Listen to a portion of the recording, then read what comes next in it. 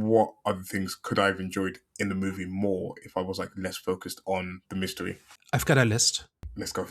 I actually do think, like, my big thesis about this movie is that the murder is almost a distraction, right? Like, it certainly sets events in motions and it's kind of what forms the plot. But in terms of what the movie is about, there's a whole lot other stuff going on. And that is why I think the movie holds up, because that stuff is masterful, in my opinion. I think there's three layers to this story. So we've kind of talked about the murder, and then we've got the Jeff and Lisa story, which is their relationship and how they've kind of been dating, and she's really into him, and he likes her, but doesn't think it has a future. And then you've got an allegorical level about how everything that happens in the courtyard and that you witness as you look through the windows of all these different neighbors is just life. Each one of the neighbors has something going on, right? So you have Miss Lonely Hearts, right, who is like this middle-aged woman who's trying to date and it's not working out, to the point where she almost commits suicide, like gets very close. You've got kind of this dancer who everybody's kind of spying on because of how attractive she is, but it turns out she's waiting for her boyfriend who's off with the Navy or Air Force or something, and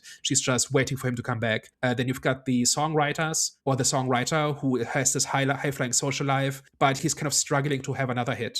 There's just all these different slices of life that Jeff witnesses through the window, and many of them kind of reflect either aspects of his relationship with Lisa or how they might end up. Basically, all the different relationships that he witnesses are possible futures. Like, we're getting into Dune territory here, right? Where he witnesses the possible futures. He could end up like any of them, depending on how he handles Lisa's advances. So that is something that is going on here. And then at the end of the movie, we kind of have a montage where we see all the different neighbors who have moved on to other things, right? So they are not stuck in during the movie, they're at certain stages in their life, and at the end, they're at a different stage, right? So I think the happy married couple is now arguing, and the older married couple that lost their dog have a new dog. And the dancer, who seems to have been alone the entire time, is now welcoming her boyfriend back from overseas, and so on, right? So life goes on and it changes, but it kind of stays the same. And that happens after Jeff and Lisa get together and they both make the choice that they want to be together